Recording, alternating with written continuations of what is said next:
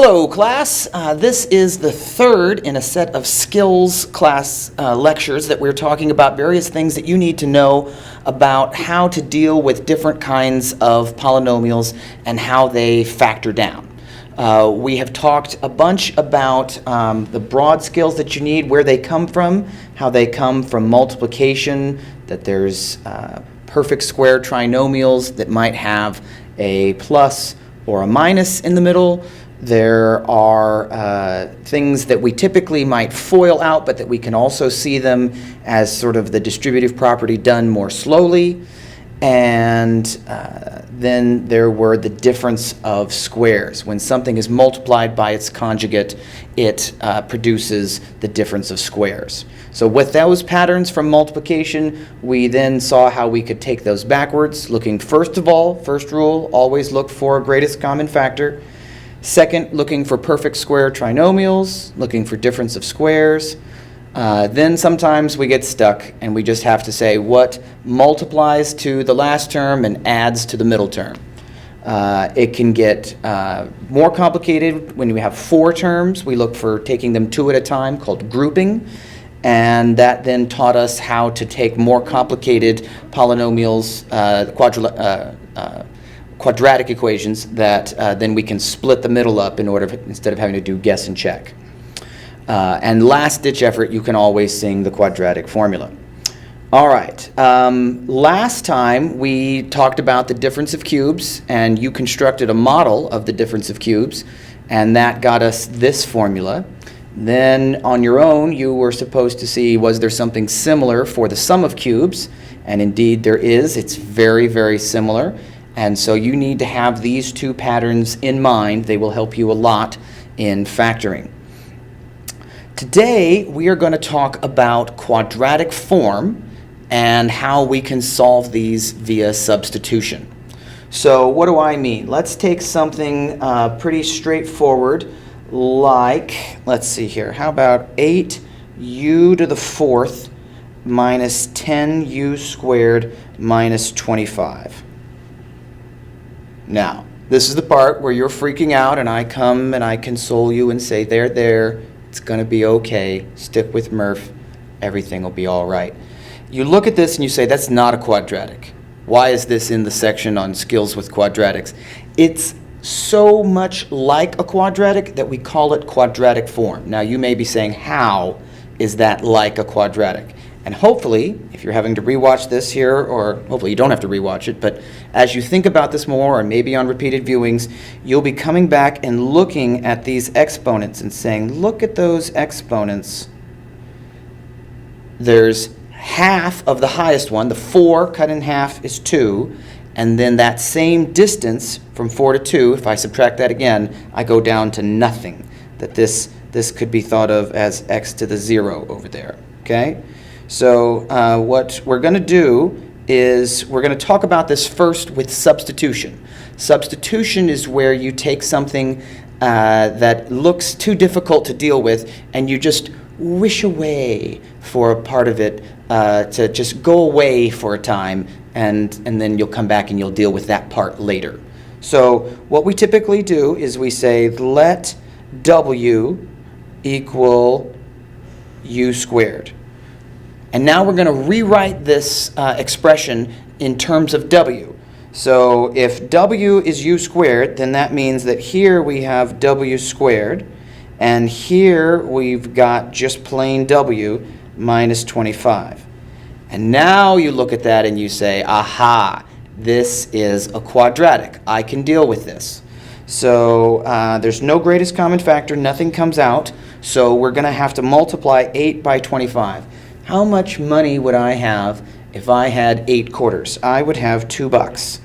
So now I'm going to split that up into 1 and 200. Nope. 2 and 100. Nope. It's not going to be a 3. It will be a 4 and 50. Not going to be a 6. Will be a 5 and 40. 6 no, 7 no, 8 we just did. That was 8 and 25. 10 and 20. And I'm going to stop because I see it there. I see that 20 minus, no, we want negative. 10 minus 20. 10 minus 20 equals negative 10. So now I split the middle into negative 20w and 10w, and this is 8w squared minus 25. So now, oh, what do I do whenever I see four terms? Grouping. So this and that. Greatest common factor is 4w, leaves me with 2w minus 5. Here, greatest common factor is 5, leaves me with 2w minus 5. I've got 2w minus 5 and 4w plus 5. Am I done? No, there was no w in the original problem. I can't have w's in my answer. I've got to leave this little fairyland of factoring that I did and come back to reality. W is actually 2u squared. So that means that this is now my final answer. As long as I have things in a format that reflects the original variables, I've actually not changed the problem at all. So this is the powerful, powerful tool of substitution, and it will allow you to take problems that actually are really just quadratic in form, but you might not recognize them unless you substituted like that. So you can see there on the slide, I've got the sort of general form of where the exponents are doubling. That's how we know. Let's look at this example right here. Let's talk about x to the fourth minus 1. Now, you could be clever enough to see that this is the difference of squares, but suppose you weren't. Suppose you looked at this and you said, oh my goodness, that is way too, that's not a square, it's a fourth, what do I do? So we can use our powerful tool of letting u equal x squared, and this is u squared minus 1, which is the difference of squares, u minus 1, u plus 1. We have factored it, but now we need to get back into x's out of this variable that we randomly picked to substitute stuff with. It's x squared minus 1, x squared plus 1. Oh, my spider senses are tingling. I think there's something I'm supposed to notice here. What's that? I'm supposed to notice this term right here? I wonder why. It bears a striking resemblance to this term. It's the difference of squares. I need to split that term into x minus 1, x plus 1. Why don't I have to split that second term over there? Well, I can tell already that this, I mean, if I say it out loud, it's the sum of squares. We don't have anything to deal with that yet. There will be certain kinds of tricks in calculus, but we have nothing yet that will help us deal with that. So we're just going to leave that as it is. Okay? Let's see. So we've talked about substitution. Let's go ahead and do that problem there that I've put on the slide. X to the 2/3 minus 4x to the 1/3 plus 4. Now, again, this doesn't look like anything that we would want to deal with, but if we say this middle term, this is where we always do our substitution, if we say let u equal x to the 1/3, now we can say I've got u squared minus 4u plus 4. Life's getting better all the time. We can see that that is a perfect square trinomial. That is not x. We're talking about u's. U minus 2 squared. And of course, u was just x to the 1/3, like that. All right, now on to the second page. Oh, we just did that exact kind of thing. Well, let's walk through this here real quick.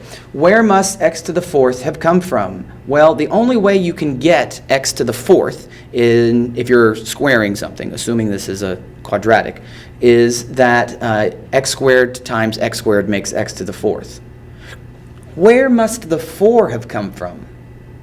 Either 4 times 1 or 2 times 2.